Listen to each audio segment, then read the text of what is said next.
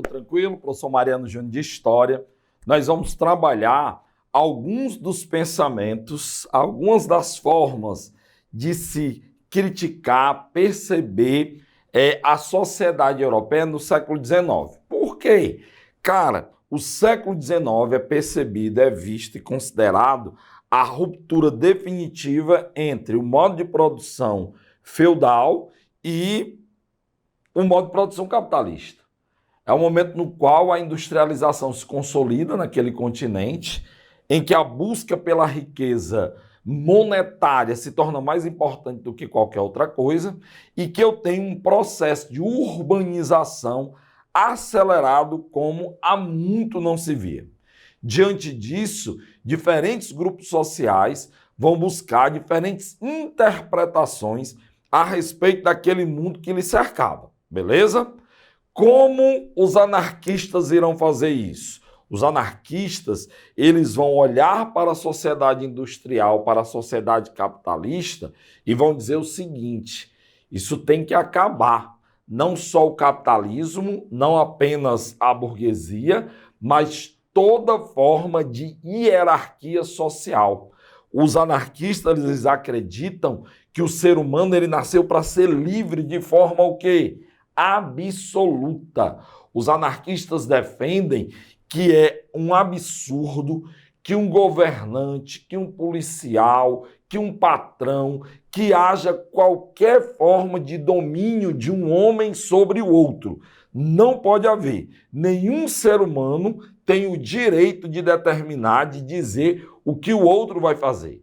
Eles serão anticlericalistas, ou seja, contrário a qualquer forma de religiosidade, pois interpretavam que as instituições religiosas tinham uma única função: fazer com que os homens e mulheres aceitassem as dominações políticas, econômicas e sociais que lhes eram impostas. Não havia uma prática real da religiosidade. Por isso mesmo, eles eram ateus, não acreditavam na existência de um poder sobrenatural. Eu sei que falando isso agora, no século XXI, você pode pensar assim, não, mas cada um tem o direito de pensar da maneira que bem entender. Galera, o ateísmo, ele é um modelo de pensamento que se consolida exatamente aí no século XIX e requer uma capacidade de abstração grande, porque é a primeira vez que o ser humano se atreve a imaginar o universo, a ele, a natureza, sem uma intervenção de uma força superior mística, seja qual for a sua religião. E eles se colocaram diante disso. Eles vão colocar esse desafio e, por isso mesmo, ao negar Deus, negam ao clero e à religiosidade. Os principais pensadores do anarquismo, eles não se definiram inicialmente como anarquistas, é um processo que vai sendo criado e vão rivalizar no século XIX com a galera do socialismo, tanto o socialismo científico quanto o dito utópico. Rivalizar em que sentido? De apresentar suas teses para a classe operária, para a classe trabalhadora, para chamá-los à luta, chamá-los à reivindicação. Sendo que os anarquistas, eles são tão contra qualquer forma de domínio, de controle, que eles acreditam no fim do Estado, de todo tipo de Estado, inclusive do Estado do proletariado. É uma das principais diferenças entre o pensamento anarquista e socialista, porque o anarquismo, ele despreza por completo qualquer possibilidade de regras pré-estabelecidas e negam a necessidade de um Estado do proletariado para trazer um bem coletivo. Acreditam que a sociedade deve ser dividida de que maneira? Em vários pequenos proprietários que vão resolver as suas diferenças a partir do diálogo e a partir de assembleias comunitárias, que não há hierarquias também, que as pessoas debatem os problemas e resolvem esses problemas, para que dessa maneira não haja desigualdade social. Porque uma das características também marcantes do anarquismo é o absoluto desprezo pela propriedade privada, principalmente pela grande propriedade. Então, uma das maneiras de interpretar aquele mundo industrial era negá-lo, dizer que era um absurdo e que era errado. Fizeram assim os anarquistas. eu tenho os nacionalistas, que não vão atacar, em hipótese alguma, a indústria, não vão atacar o capitalismo, mas acreditavam, o pensamento nacionalista acreditava que era necessário promover uma unidade entre os indivíduos. Por que que eles acreditavam que isso era necessário? Napoleão Bonaparte havia sido derrotado em 1815, formou-se o Congresso de Viena para resolver os problemas políticos provocados pela expansão napoleônica, e uma coisa veio à tona: a busca por uma identidade entre o indivíduo e o Estado. Por qual motivo?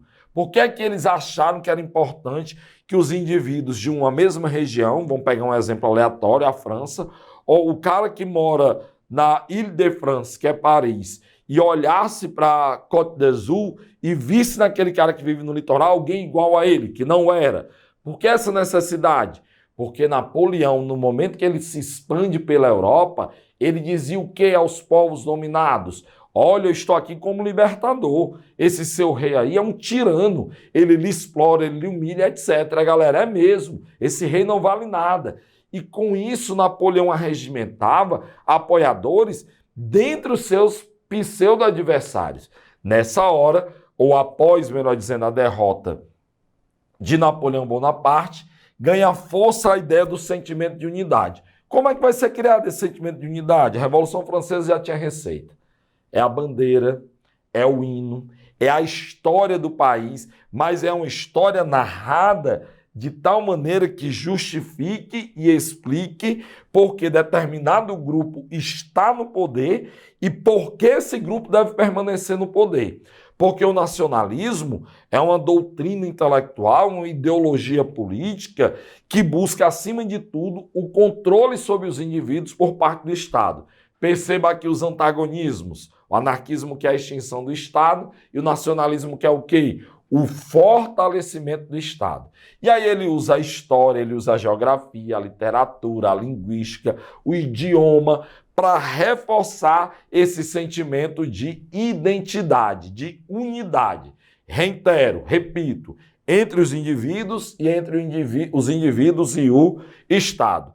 O Congresso de Viena, ele vai buscar, a partir dos princípios da legitimidade e da restauração, parte desse nacionalismo, dizendo que o rei fulano tem direito ao trono, o rei cicrano tem direito a governar, porque ele é o elo que une todos nós, o povo está ligado ao rei.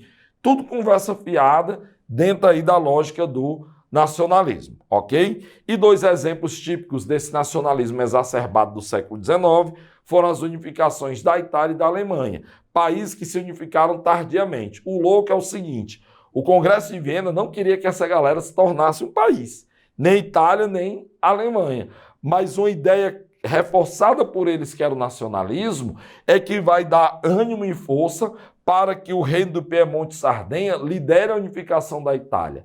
É a ideia de nacionalismo que faz com que a Prússia ganhe força política para unificar os outros principados germânicos, formando um único país. Beleza?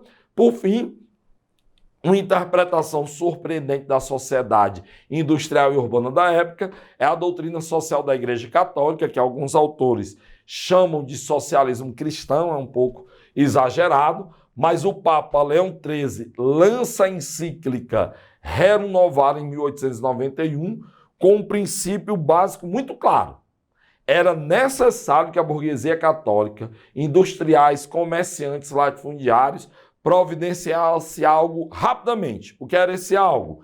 Melhorar a vida dos trabalhadores. No emprego, no bairro, na casa, era uma obrigação cristã dar uma maior e uma melhor qualidade de vida aos trabalhadores diante da absoluta miséria que eles viviam. E aí o Papa vai fazer esse apelo aos seus fiéis. E é óbvio que tinha aí um algo a mais. Não estou dizendo que o Papa não se incomodava com os pobres, com a miséria, porque se incomodava. Mas o que era o algo a mais?